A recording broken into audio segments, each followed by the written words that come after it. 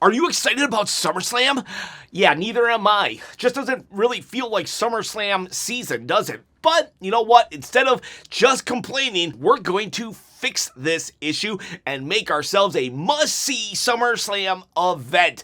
And Triple H, feel free to steal any of these ideas. You don't have to credit me or nothing. Alrighty, let's get started with the Bloodline, Jacob Fatu, and the Usos versus LA Knight, Solo, Sikoa, and Royce Keys. This is a 3-on-3 match. I think we just need to give it stakes. We don't got to do anything crazy here, but we got to give it some implications.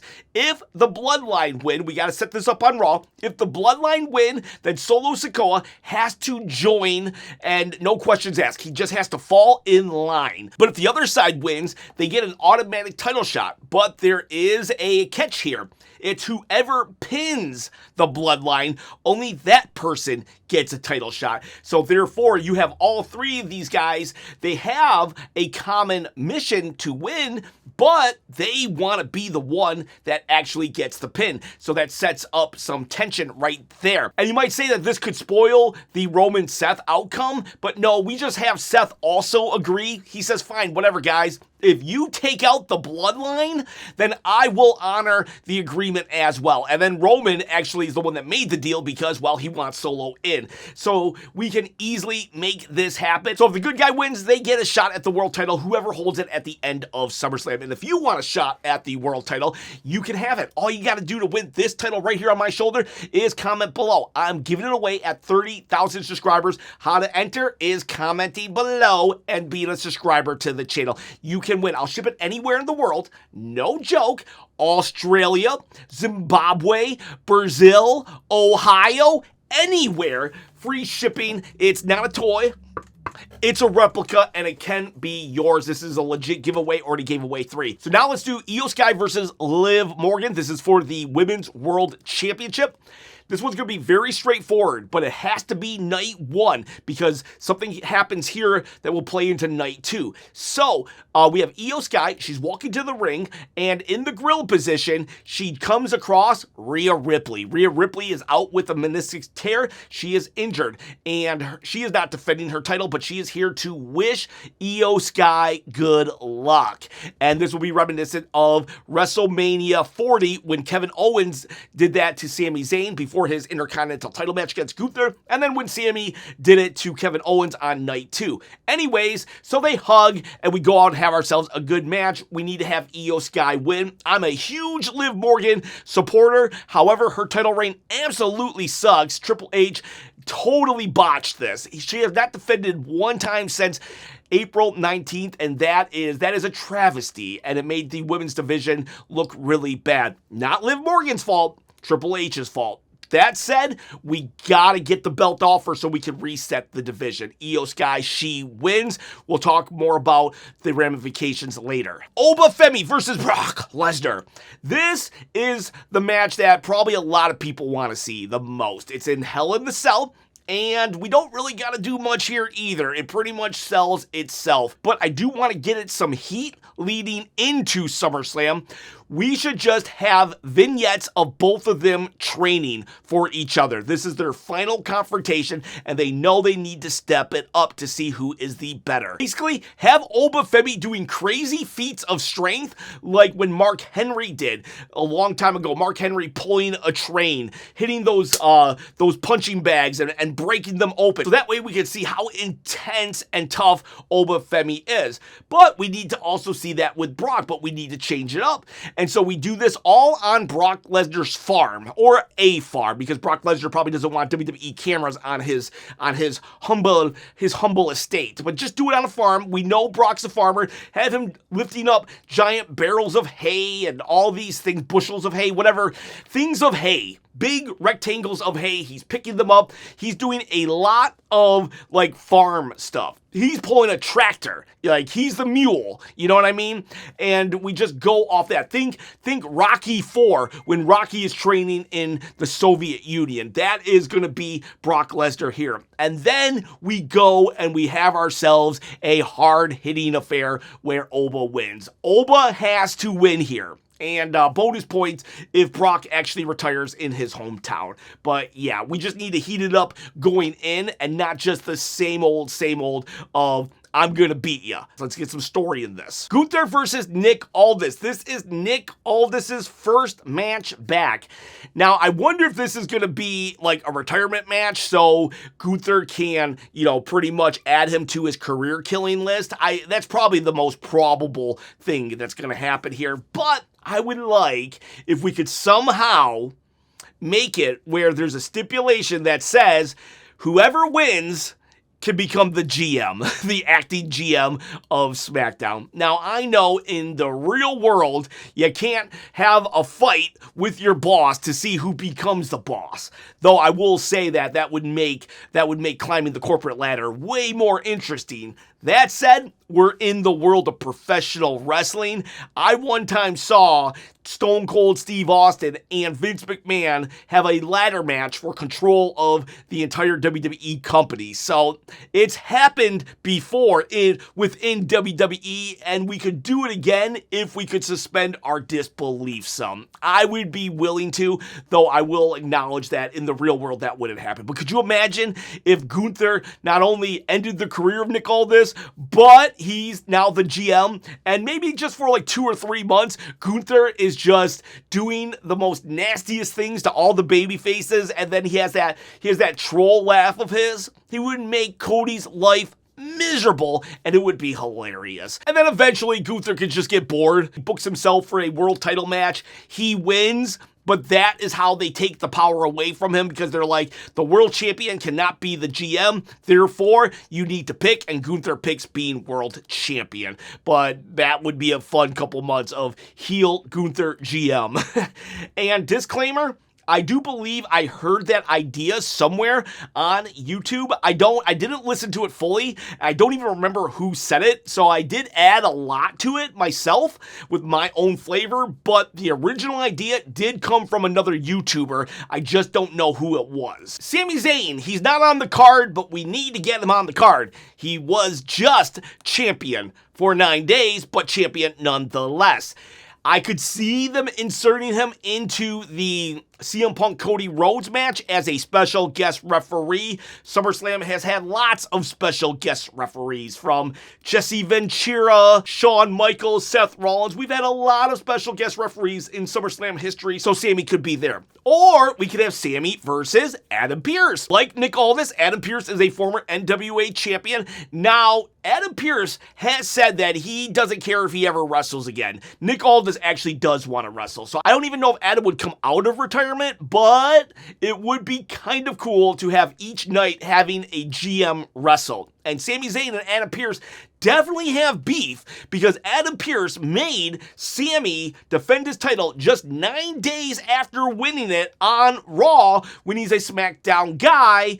And he made it CM Punk, which Sami had no preparation for. So I could see Sami Zayn just crashing out and getting Adam Pearce to do it. And we would need to have Sami win there. But if Adam doesn't want to have a match, I've got another solution for Sami Zayn. So you see, Triple H, I'm giving you multiple options for Sami Zayn. You could always have Sami Zayn wrestle Johnny Gargano, the guy who planks. Well, they've kind of had a running thing going on. What if there was a match there and it's on the pre-show? This could then be part of Sami Zayn's gripe, saying, I was just the champion and now I'm on the pre-show? This is a travesty of justice. Justice for Sami Zayn, right? And then we have the match where Johnny Gargano was just laying in the ring. Sami Zayn is on the microphone, the bell rings, and he's just going nuts. I should be on the main show. I should be in the main event. And then Johnny Gargano just rolls him up 1, 2, 3.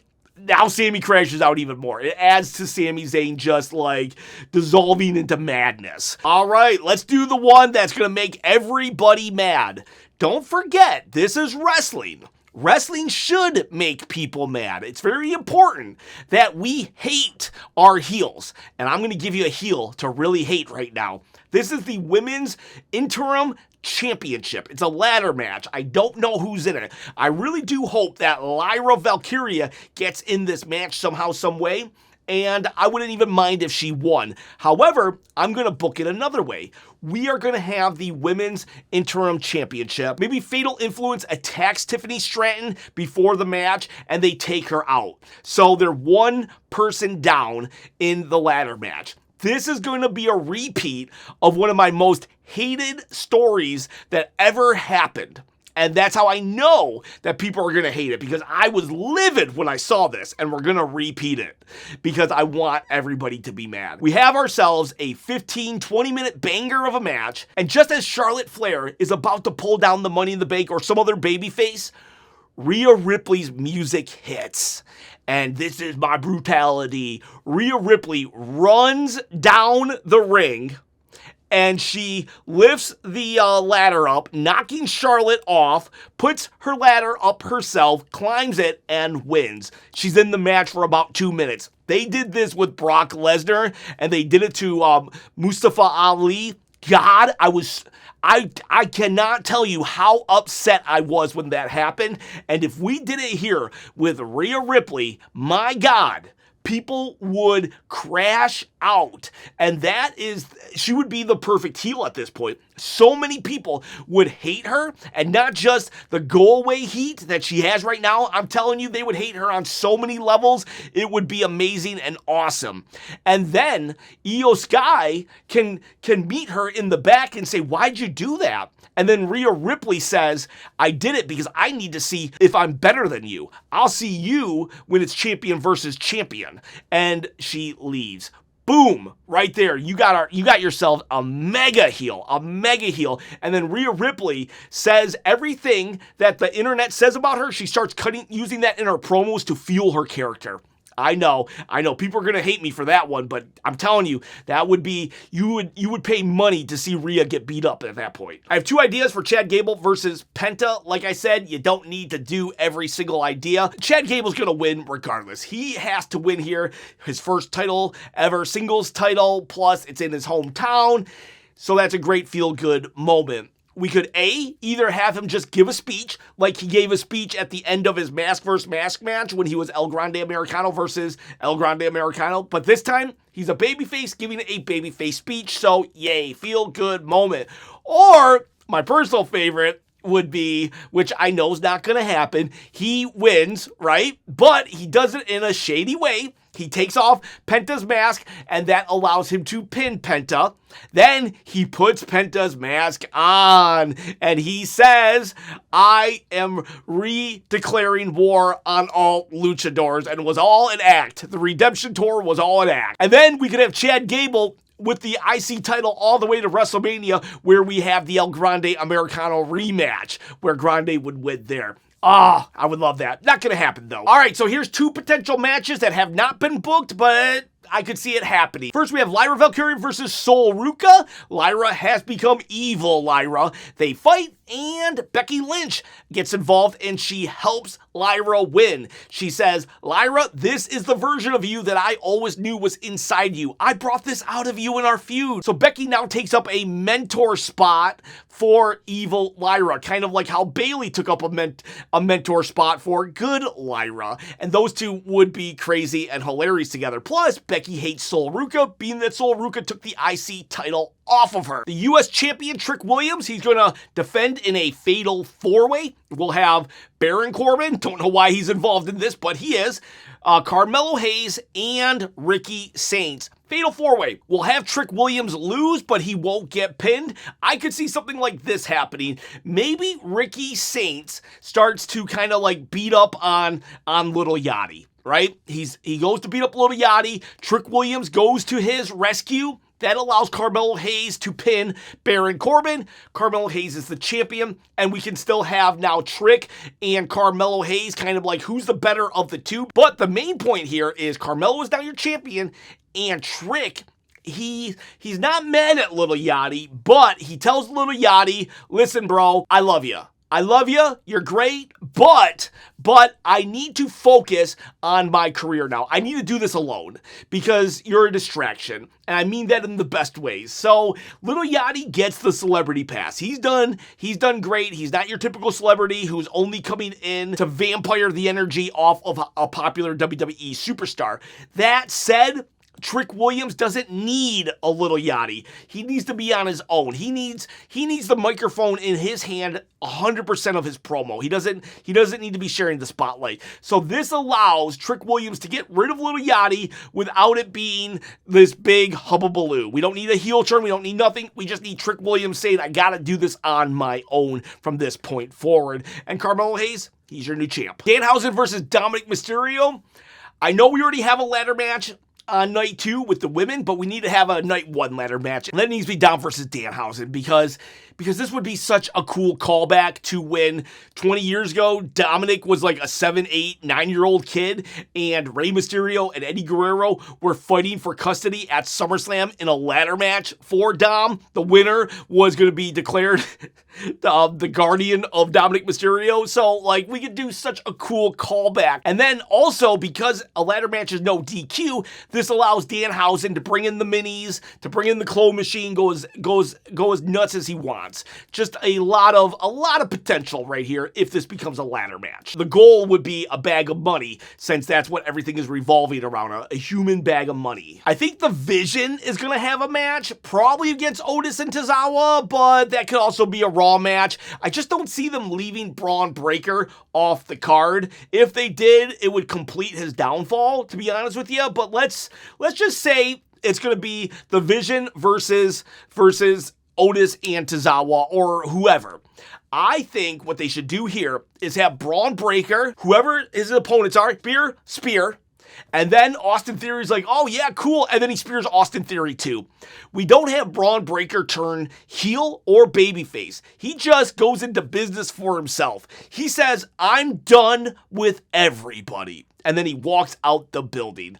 We don't see him again for another month or 2, and when he returns, it's on SmackDown, and he returns as Steiner, because the Braun Breaker character has fallen so hard, we need a hard reboot. Cody Rhodes versus CM Punk, probably the night 1 main event. I would love if Cody turned heel. If Cody turned heel, I wouldn't turn anybody else heel in the entire show. Cody turning heel is the only heel turn we need. They're not going to do it. You could always do a slow heel turn with CM Punk. CM Punk does something kind of like what he did on Saturday's main event when he flips the belt over his shoulder and it hits Cody in the eye. You're like, did he do that on purpose or was that an accident? So you have CM Punk kind of accidentally cheating to win like he did with Jeff Hardy back in the day. And so this program could continue. CM Punk will win, but he will do it in a way that we don't know if he has turned heel or not. But it will be revealed later that yes, he has turned heel,